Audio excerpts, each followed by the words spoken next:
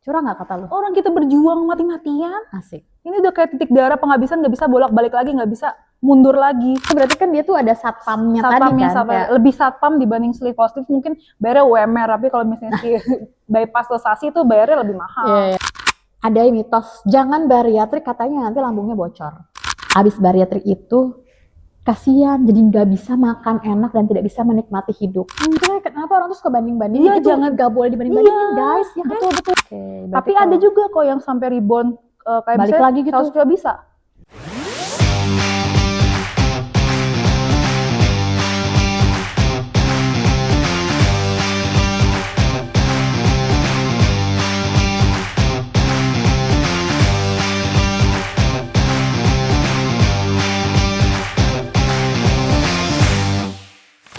Kakak Uti, jangan bosan-bosan. Enggak dong, nggak bosan ya kan? Karena masih banyak informasi yang ingin aku tanyakan kepada dirimu ya. Apalagi soal perbariatrikan ini, kayak dari kemarin tuh hasil daripada podcast sebelumnya yang memang sudah tayang, itu banyak pertanyaan-pertanyaan yang akhirnya dirangkum oleh tim Aceh.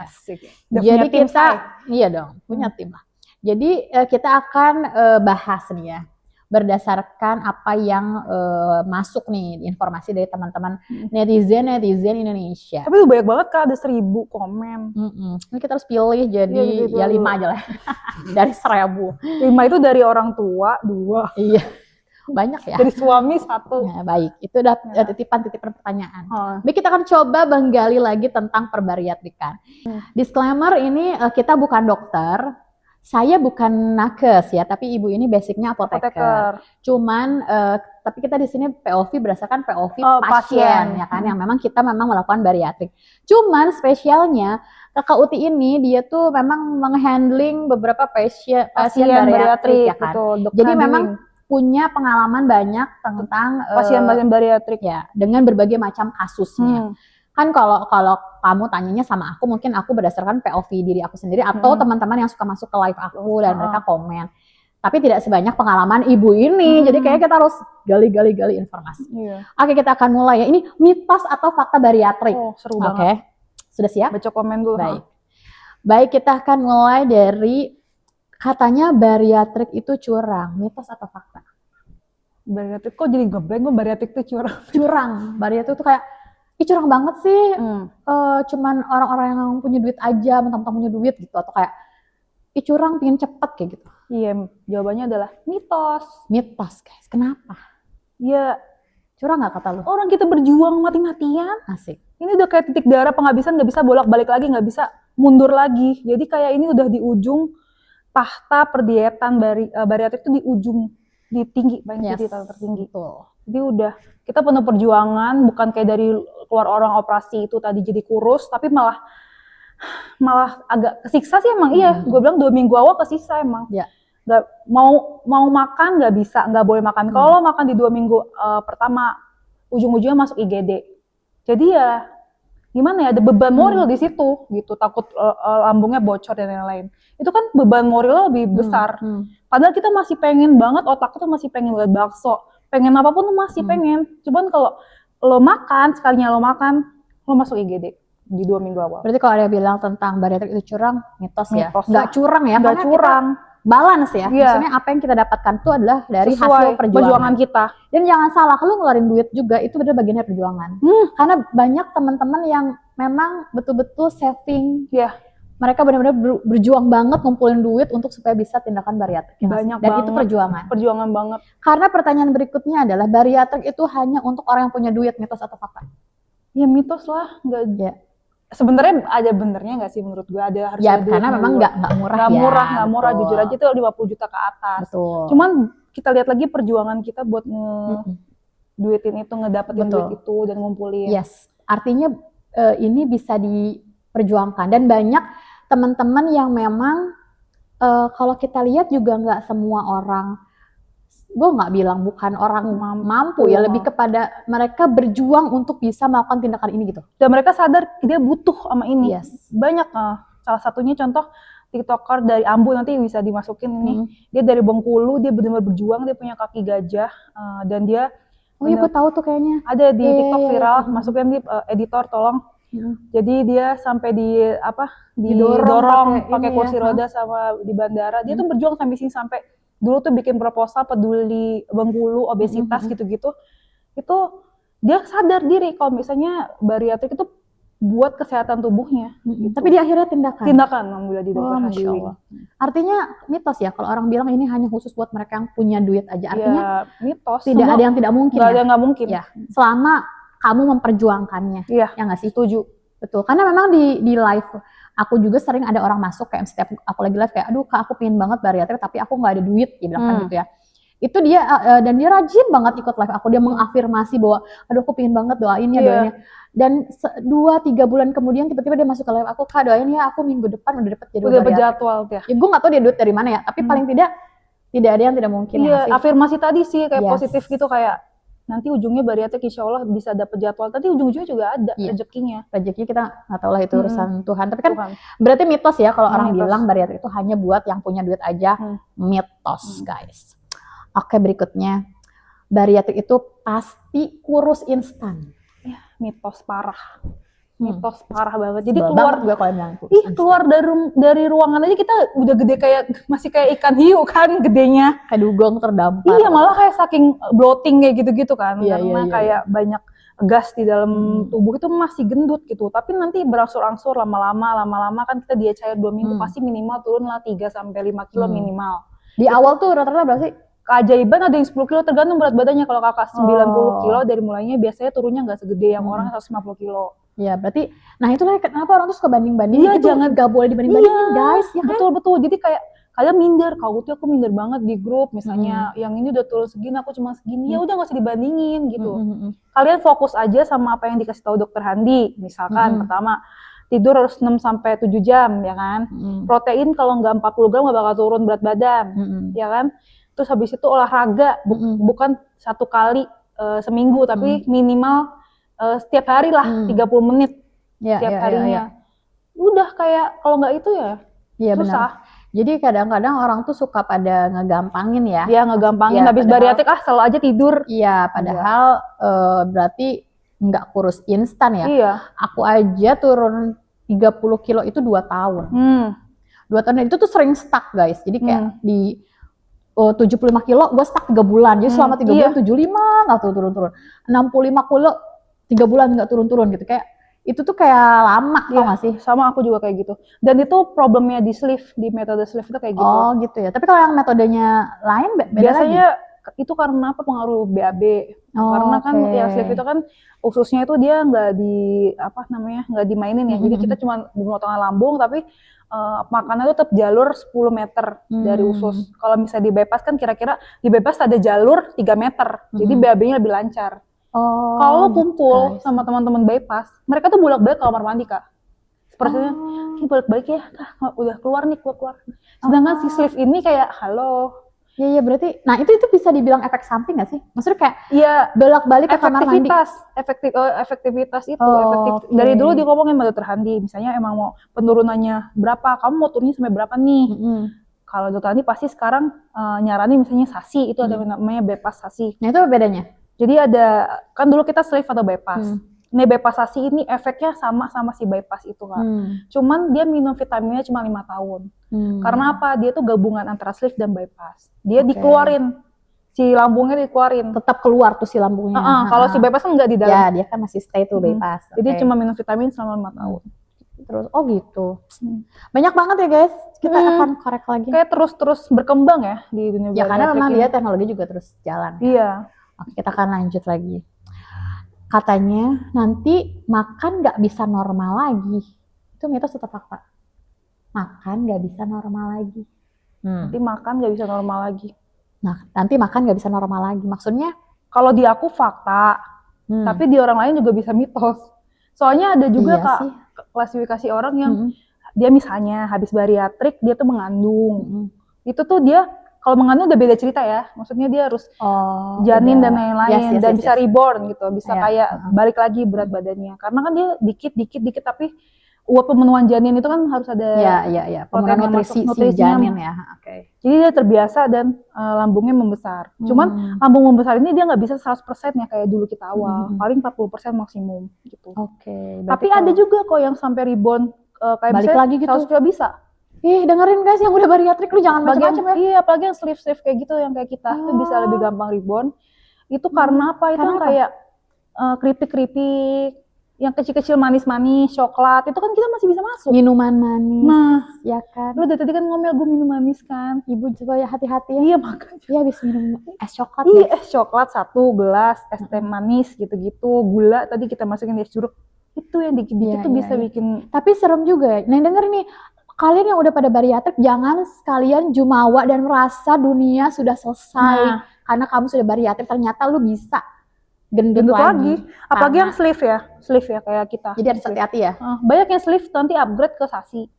Oh gitu. Ada juga. Orang ada yang tindakan berulang. Ada, karena kalau sleeve ya, kalau sasi udah nggak bisa karena kan udah di paling tahta tertinggi ya.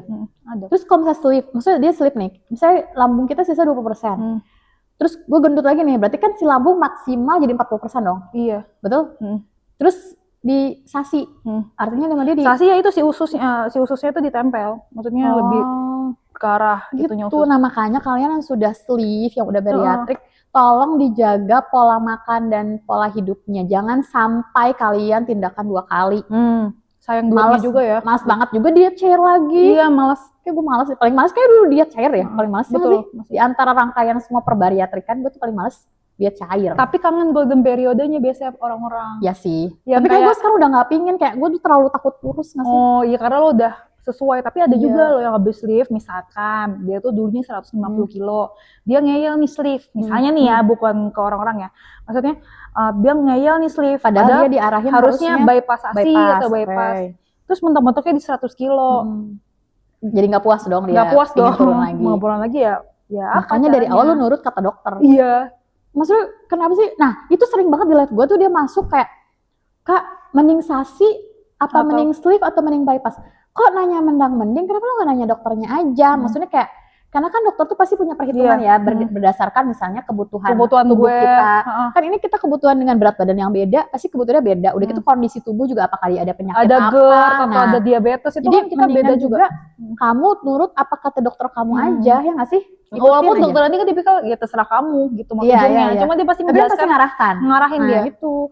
Jadi kayaknya nggak usah pada so tau milih sendiri.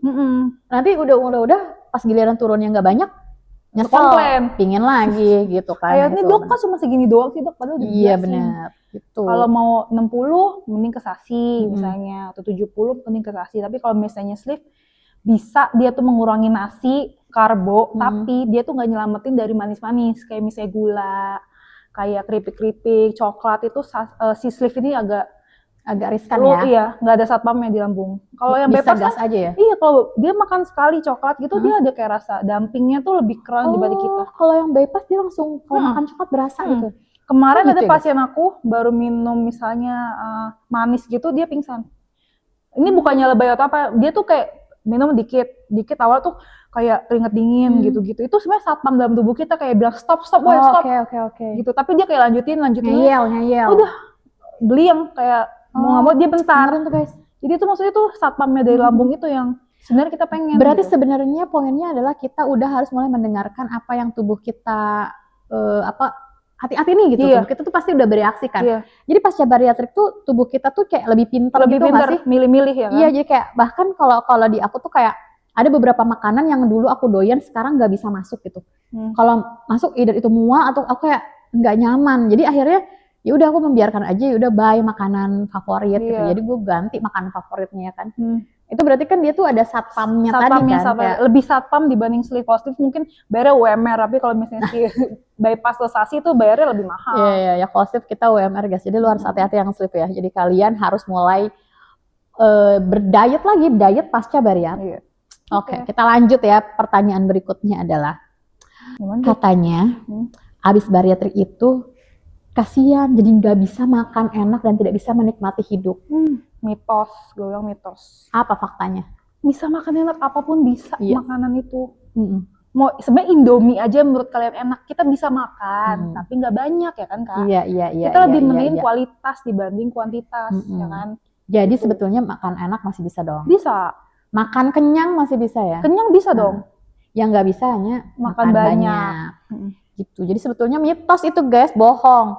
Kalau ada orang bilang, ih jangan bariatrik nanti kamu tidak bisa makan enak, tidak bisa menikmati hidup, bohong. Ya. Kita masih bisa kulineran kok. Iya, kita udah kulineran ya.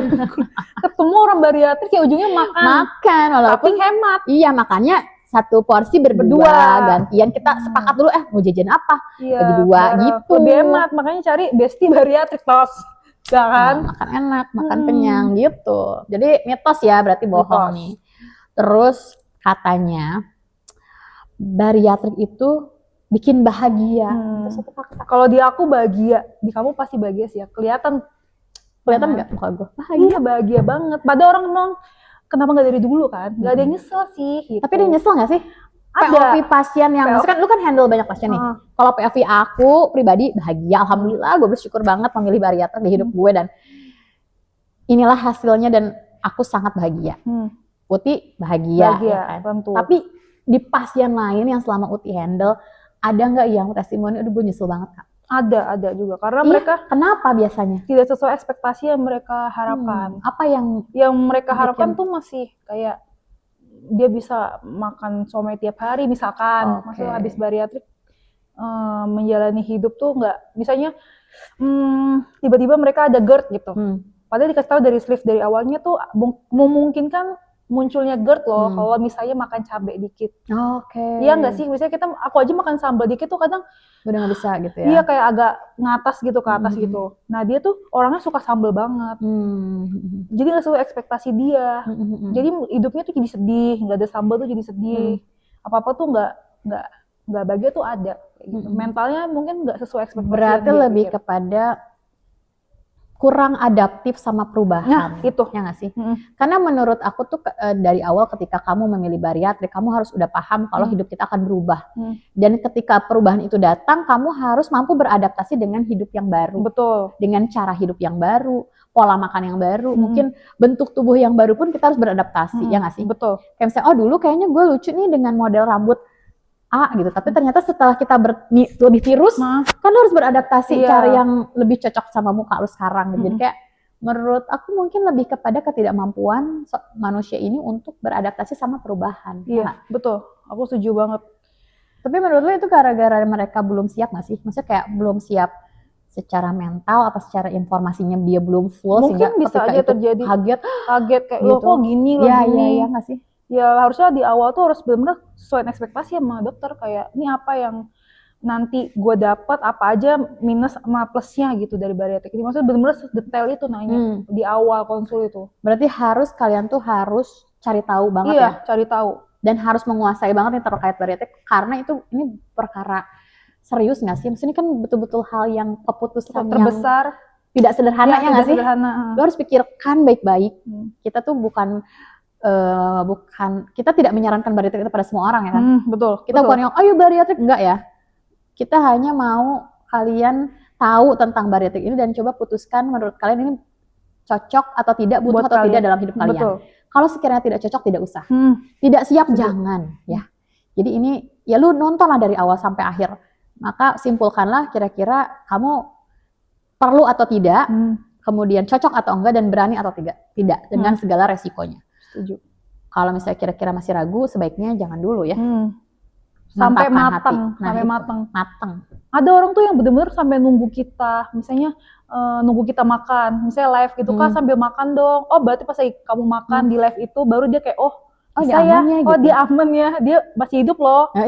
Ada yang dulu kayak nunggu gue 3 tahun, masih hidup ya nih kakak ini makin kurus misalnya gitu. Gue sampai bener, ada ya nih misalnya gitu. Dia ngelihat dulu gue sampai dia ngaku, Kak, aku jujur, aku ngelihat kamu dulu nih 2 tahun kamu masih hidup, aku baru mau bariatrik. Jadi ya udah nggak apa-apa, enjoy aja di momen. Tapi ingat, setiap tahun harganya makin nambah pertama. Betul. Ya kan. Berat badan kalian takutnya makin nambah. Iya betul. Berikutnya nih, bariatrik bikin kurang nutrisi. Kurang gizi berarti ya. Mitos sih. Menurut lo mitos? Menurut gue sih mitos. Kenapa? Ya karena kalau gue taat akan disuruh dokter minum setahun ya setahun, terus habis itu gue ngecek setelah setahun ya nggak ada problem apa-apa. Ya. Kecuali pasien-pasien yang bandel ya, misalnya di bypass kan kita harus seumur hidup. Dia bandel nih, yang dia kayak 1 bulan, 3 bulan nggak ada kayak vitamin multivitamin, ya mau nggak mau ya. Pertama dia sering flu, kedua tulangnya rapuh. Oh iya. Bisa aja kayak gitu ya. Nutrisi kan kurang. Yes. Nutrisi itu fokus ke organ penting kayak bisa jantung, hati gitu-gitu. Sedangkan kayak kulit, kuku, rambut itu kan kayak paling belakang ya. Ya. Itu kurang. Jadi kayak mau nggak mau ya mengalami kerontokan, gampang flu. Betul. Tapi di awal-awal tuh kayaknya kayak aku juga ngalamin tuh kayak rambut rontok yang cukup heboh gitu rambut rontoknya. Terus kayak sampai sekarang pun kayak kuku-kuku tuh kayak rapuh, gampang banget patah. Udah gitu nggak pretty gitu ya si kukunya tuh ya. Jadi kayak gitu. Nah itu mungkin salah satu indikator kurang nutrisi. Kurang nutrisi, iya. Berarti kurang biotin misalnya. Berarti bener dong. Maksudnya fakta nggak sih?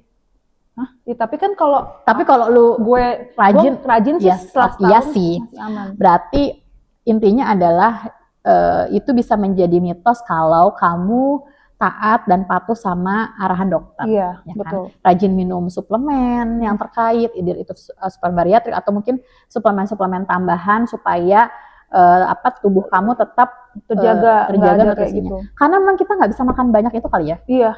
Ya kan? Kurang. Terus habis itu ya emang protein, kayak misalnya sayurnya gitu kan bikin Iya. Harusnya perlu kan kayak mikronutrien itu, cuman kayak dikit aja udah kenyang banget nih. Iya. Ya mungkin karena kita efeknya adalah kita tidak bisa makan banyak. Itu mengakibatkan kesulitan kita memenuhi kebutuhan nutrisi harian kita. Makanya dia nyuruh kan satu vitamin itu yang seluruhnya itu sama dengan kayak 1/2 kilo sayur dan 1/2 kilo buah dalam satu kapsul itu. Itu makanya itu kayaknya kan aku kan sleep ya. Sleep itu kan konon katanya 1 tahun atau sampai berat badannya tercapai. Gitu kan. Nah ini kan aku udah 2 tahun nih, tapi sampai hari ini aku memutuskan untuk tetap mengkonsumsi vitamin bariatrik. Karena menurut aku tuh kayak vitamin bariatrik itu adalah ya misalnya suplemen yang memang sudah didesain sedemikian rupa untuk memenuhi kebutuhan orang-orang yang bariatrik ya kan. Multivitamin lah. Kalau aku mager-mager minum vitamin lain, kayaknya aku udah memutuskan untuk fix lah kayak gue minum vitamin bariatrik aja. Aku lanjutkan gitu. Iya. Gak masalah kan? Gak masalah. Iya, karena malah lebih bagus. Aku butuh kayaknya kalau berhenti tuh kayak kulitnya kering, gak sih? Ya harus tambah-tambahnya itu kemarin ya skin booster dan lain atau enggak kayak dari luar itu mah harus ekstra. Kalau kering pasti kering. Ya betul. Berarti kan ya maintenance pasca bariatrik itu penting. Mungkin nanti kita akan bahas di sesi yang lain ya. Atau kalau teman-teman punya pertanyaan tentang hal itu juga boleh nanti biar jadi inspirasi untuk bahan. Atau enggak lu tuh ngundang dokter bedah kayak atau enggak dokter kulit kayak gitu-gitu siapa tahu mungkin boleh juga bagaimana teman-teman. Oke nggak kalau kita ngundang dokter kulit untuk terkait itu. Iya. Kita selesaikan dulu nih ya. Ada mitos, jangan bariatrik katanya nanti lambungnya bocor. Jangan bariatrik. Ya mitos. Mitos nggak sih? Kalau bariatrik bocor itu bisa di 2 minggu awal. Kalau kamu coba-coba. Apa yang mengakibatkan lambung bocor? Yang itu kan karena itu bahasa orang awam banget. Percayalah, mungkin sebagian besar dari teman-teman di sini yang minta izin sama keluarganya untuk bariatrik, pasti ada keluarga lo yang bilang gak usah bariatrik nanti lambungnya bocor. Nah itu kan kayak udah statement orang-orang awam pada kebanyakan gitu. Iya di 2 minggu awal itu yang paling riskan bocor itu. Apa sih yang bikin? Karena masih ada perekat yang apa tuh namanya staplesnya itu. Iya. Terus kalau kamu kasih makan di dalamnya yang kayak gerenjel-gerenjel yang kayak emang bertekstur, mau nggak mau dia bisa aja bocor. Gitu. Berarti emang gara-gara kita juga. Iya. Gara-gara pasiennya sendiri. Tapi kamu tahu ada pasien yang begitu? Ada ya yang lambungnya beneran bocor ya? Ada yang tapi di luka lah ya. Lambung luka gitu. Karena gini misalnya kan kita obesitas ya kan. Obesitas segede itu. Tiap hari makan. Ya. Dia habis bariatrik, matanya tuh masih pengen. Mau lambungnya dia ngerasa nggak lapar tapi pengen matanya. Misalnya sampingnya tuh istrinya lagi makan. Ya dia mau nggak mau kayak sini ya. Kayak atau enggak dia lupa atau apa. Makan aja gitu. Ketelan atau apa gitu. Ciri-ciri bocor kan sampai kayak muntah-muntah, demam tinggi sampai kalau nggak salah tuh ada yang hijau. Kalau sekarang sih aku baru tahu dulu banget dan aku nggak kenal pasien cuma 1 orang sih yang kayak gitu. Tapi pernah ada memang. Pernah ada. Tapi 1 banding sekian ribu orang lah ya. Dan itu terselamatkan karena kan langsung dibawa ke IGD dan habis itu udah sampai sekarang mah udah kurus. Ya. Berarti memang salah satu apa masa di mana kamu harus jaga itu pada saat diet cair itu ya. Si 2 minggu itu. Berarti zaman diet cair lu jangan sekali-kali cheating. Iya. Nah, itu yang akibat lambung bocor ya nggak sih? Karena luka kali ya si lambungnya iya, ya. belum luka, belum sembuh, lagi di staplesin, lu masukin. Disuruh kerja nih si lambungnya ya kan. Padahal dia istirahat dulu, pakai yang cair-cair biar lebih cepat dia tercernanya. Ini dari aku ya, kalau dari dokter kan nanti semoga dokter Handi kesini kali ya. Iya, ini kan kita POV pasien. POV pasien yang gue pasien tahu. yang so tahu ini ya kan ya. Jadi izin ya kalau ternyata salah atau ya, ini kan berdasarkan POV pasien dan memang kebetulan pernah ini terjadi suka handling pasien yang mungkin berdasarkan pengalaman sebelumnya. itu. Jadi nanti detailnya kita tanya medisnya sama dokter lah ya. Oke, terakhir nih. Orang gemuk, semua orang gemuk ini bisa langsung bariatrik. Boleh nggak? Udah pasti bisa nggak? Mitos juga sih. Gemuknya tuh di mana? Gemuk tuh bisa ngomong overweight. Itu bisa dia ngomongnya gemuk loh. Overweight nggak boleh Nggak boleh. Oh, di Indonesia nggak bisa ya? Di Indonesia nggak bisa. Orang-orang suka banyak tuh artis-artis overweight. Nggak di kita berarti ya? Nggak di kita. Oh, oke. Berarti kalau di Indonesia itu tidak boleh kalau tidak. Karena dia menjanjikan dokternya ngomongnya cuma dipotong 50%. Kalau kita 80%. Tapi efek bariatrik itu tidak mungkin terjadi. Maksudnya kayak cuma pengurangan 50% tuh kurang maksimum gitu ya. Iya, bingung, kurang maksimal gitu. Berarti tidak semua orang gemuk ya, definisi gemuk itu harus diperjelas ya kan. Bisa bariatrik. Jadi hanya orang-orang yang memang BMI-nya di atas 33. BMI-nya di atas 33 baru dia boleh bariatrik. Baru boleh bariatrik. Oke, berarti apalagi minimal satu ada komorbid, ada diabetes dan hipertensi. Nah, kalau misalnya dia overweight tapi dia punya komorbid, boleh nggak? Tapi tetap harus obesitas sih setahu aku dokter Handi. Tetap nggak boleh ya kalau di sini ya. Jadi walaupun aduh gue udah obesitasnya level tinggi nih, tapi gue cuman overweight misalnya, cuman 70 something kilo, tetap harus ujung-ujungnya obesitas dokter Handi. Oh, nggak bisa ya. Kita bisa lainnya ada balon dan lainnya ada ya paling diarahin untuk metode lain ya kan. Gitu guys, bagaimana? Menarik kan? Jadi kayak gue masih banyak nanya-nanya, dia masih banyak pertanyaan. Tapi mungkin nanti kita akan jawab di sesi berikutnya. Mungkin episode sekarang kita tutup dulu, nanti kita lanjut karena aku masih ada dia untuk ngobrol. Iya. Oke, terima kasih yang sudah menyaksikan. Komen-komen untuk kamu titip-titip pertanyaan terkait dengan bariatrik dan perdiatan. Oke? Bye-bye.